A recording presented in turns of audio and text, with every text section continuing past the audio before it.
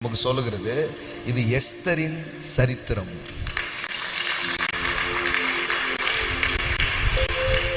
ஆமென்.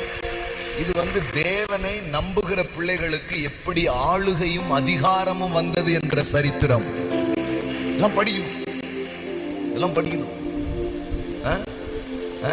கர்த்தரை நம்புற ஒரு பிள்ளைக்கு கர்த்தர் எப்படி அதிகாரத்தை, ஆளுகையை, தயவை அவர்தான் ஆள்றாரு. ஆமென், ஆமென்.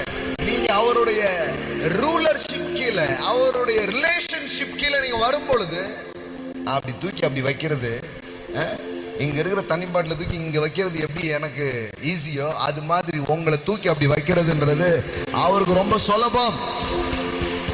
அவருக்கு அது எளிமையான காரியம். நீங்க ரொம்ப பெருசு நினைக்கிறீங்கிறத இப்படின்றதுல அவர் செஞ்சுட்டு போயிடுவார். ஆமென். நம்புங்க, அவர் தயவை நம்புங்க, அவர் கிருபையை நம்புங்க.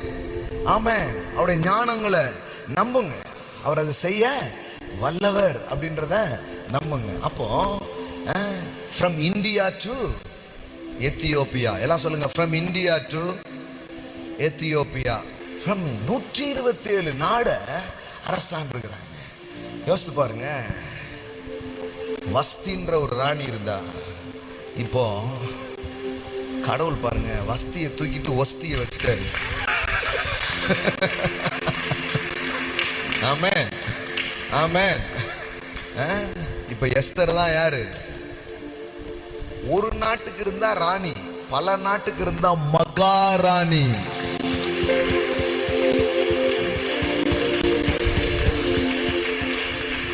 ராஜாவா இருக்கிறீங்கன்னா ஒரு நாடு, மகாராஜான்னு அர்த்தம் பல நாடு.